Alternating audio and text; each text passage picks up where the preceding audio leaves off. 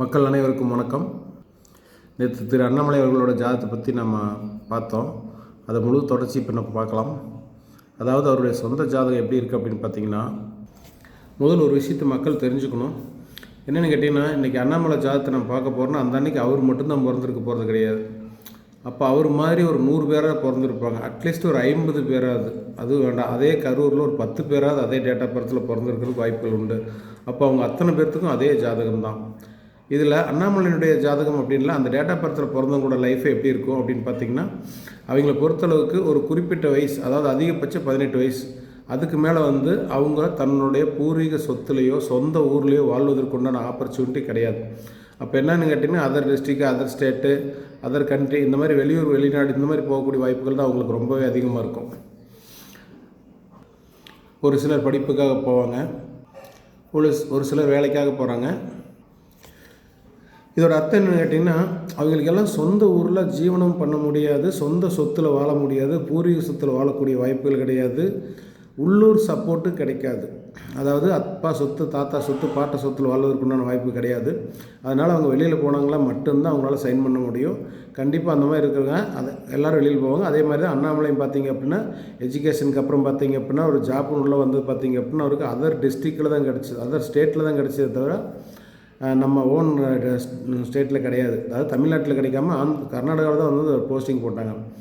அங்கே அவர் நல்லா சைன் பண்ணார். இந்த போஸ்டிங் பார்த்திங்க அப்படின்னா மக்கள் கொடுத்த போஸ்டிங் கிடையாது, இது அவராக உழைச்சது, படித்து முன்னேறினது. அதே மாதிரி அவர் ஐபிஎஸ் அப்படின்ற பட்டமும் அவர் வாங்கினது தான்.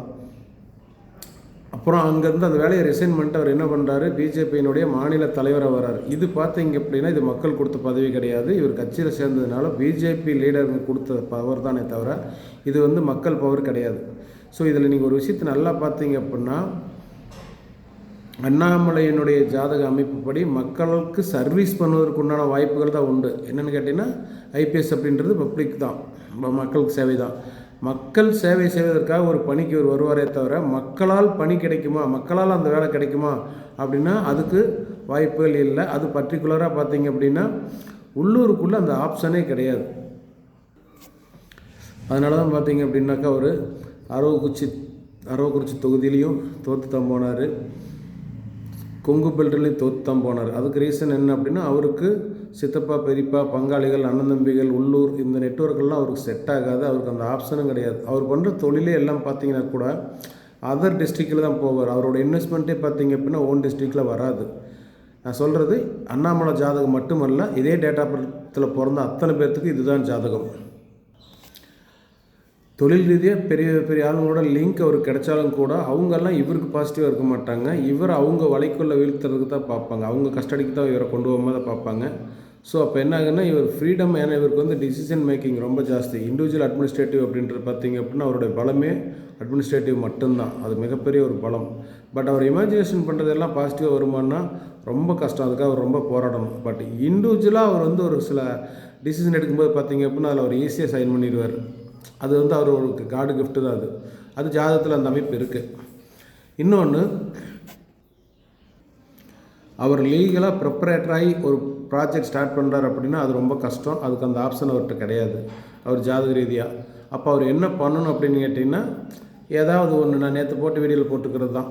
அவர் யாராவது ஒருத்தர் பேரில் கட்சி ஆரம்பித்து அல்லது இன்னொருத்தர் யாரோ ஒருத்தர் கட்சி ஆரம்பித்து இவர் அந்த கட்சியோட முழு கண்ட்ரோலுக்குள் கொண்டு வந்துடணும். இப்போ பார்த்திங்க அப்படின்னா கலைஞர் ஜாதகம் மாதிரி, கலைஞர் ஜாதகம் பார்த்திங்க அப்படின்னா அவர் திமுகவை ஆரம்பித்தது கிடையாது. அவர் கட்சி ஆரம்பித்தவர் அண்ணா. அதை இந்த ஸ்டேஜுக்கு கொண்டு நிறுத்தின பவர் கருணாநிதி தான் சாரும். இதே அமைப்பு தான் நம்மளுடைய திரு அண்ணாமலையினுடைய ஜாதகம். திரு எம்ஜிஆர் அவர்கள், திரு ராமதாஸ் அவர்கள், இவங்கெல்லாம் பார்த்திங்க அப்படின்னா அவங்கள ஒரு கட்சி உருவாக்கி கொண்டு வந்தாங்க, வளர்த்துட்டாங்க. அதை மாதிரி அண்ணாமலை தனியாக அவர் பேரில் அவர் ஒரு கட்சி உருவாக்கி கொண்டு வரது கஷ்டம். அப்போ வேறு யாராவது ஒரு தலைவரை வச்சு இவர் உருவாக்கணும். அதாவது இன்னொருத்தரை ஓனராக்கி அவங்கள பேருக்காவது அவங்க ஓனராக வச்சுக்கிட்டு இவர் அந்த கட்சி நடத்தினாருன்னா 100% நல்லாயிருக்கும். முதல்ல கட்சிக்கு பேர் வைக்கும்போதே பார்த்திங்க அப்படின்னா மாநில கட்சி அப்படின்னு வராத அகில இந்திய அல்லது தேசியம் அப்படின்ற வார்த்தை அவர் கட்சியில் வரணும். அப்போ தான் அந்த கட்சி ஜெயிக்கும். ஏன்னா அவரை பொறுத்தளவுக்கு தேசியமும் அகில இந்திய பாரதம் சம்மந்தப்பட்ட முழு பேர் அதில் வந்துச்சுன்னா 100% அவர் சக்ஸஸ் ஆகிடுவார். ஏன்னா அவருக்கு வந்து மத்திய அரசு கட்டுப்பாட்டில் இருக்கக்கூடிய நிறுவனங்கள் மட்டும்தான் ஒத்து போகும். மாநில அரசு கட்டுப்பாட்டில் இருக்கக்கூடிய நிறுவனங்கள் எதுவுமே அவருக்கு ஒத்து போகிற அமைப்பு அவர் ஜாதகத்தில் இல்லை. அவர் சொந்தமாக ஒரு தொழில் ஒன்று பண்ணார்னா கூட பார்த்தீங்க அப்படின்னா பார்ட்னரோ அல்லது கார்ப்பரேட் கம்பெனி மாதிரியோ ஏதாவது உருவாக்கணும். ஏன்னா அவரை பொறுத்தளவுக்கு ஒரு தேசியமயமாக்கப்பட்ட நிறுவனங்களுடைய டைப் இருக்கணும். இல்லைன்னா தேசிய கட்சி அல்லது தேசிய அளவிலான ஒரு ப்ராஜெக்ட் அப்படின்னா 100% ஒத்து போகும். டிஸ்ட்ரிக்ட் லெவல், மாவட்ட அளவு, அதனால தான் பார்த்திங்க அப்படின்னா உள்ளூருக்குள்ளே இவ்வளோ டேலண்ட்டு, இவ்வளோ கேரக்டர் சுத்தம் இவ்வளோ இருந்தும் அவரால் வந்து உள்ளூர் எலெக்ஷனில் ஜெயிக்க முடியாமல் போனதுக்கு ரீசன் அதுதான். ரெண்டாவது, கொங்கு பெல்ட்டும் பார்த்திங்க அப்படின்னா அவருக்கு பாசிட்டிவாக வரதுக்குண்டான வாய்ப்புகள் மிக குறைவு தான். அது ஏதாவது ஒரு அலைன்ஸு அல்லது ஒரு அலையில் வந்தால் ஜெயிச்சு தானே தவிர ஜாதக ரீதியாக லோக்கல் அப்படின்றது ஒரு செட் ஆகாது. ஸோ அவரை பொறுத்தளவுக்கு ஃப்ரீடமாக விட்டுறணும். சுதந்திர பறவையாக வெளியில் போயிட்டு ஒரு பெரிய கட்சிக்கு இவருடைய வழிகாட்டுதல் இருக்கணும். இன்னொருத்தருடைய கட்சிக்கு அல்லது இன்னொருத்தர் பேரில் கட்சி ஸ்டார்ட் பண்ணி இதை அவர் வழிநடத்தினார் அப்படின்னா 100% இல்லை 200% ஒத்து போகும். உதாரணமாக நம்ம ஒரு பேச்சு சொல்ல வருவோமே, ரஜினிகாந்த் சார் வச்சு ஒரு கட்சி ஸ்டார்ட் பண்ணலாம். அவர் தலைவரை போட்டு இவர் செயலாளராக இருந்து அவர் உருவாக்குன மாதிரி கட்சி இவர் வந்து செயலாளராக இருந்து கட்சி வழி நடத்துனாங்க அப்படின்னா இவரை மாதிரி கொள்ளை உள்ளவங்க அர்ஜுன் சார் இந்த மாதிரி நிறைய பேர் இருக்கிறாங்க.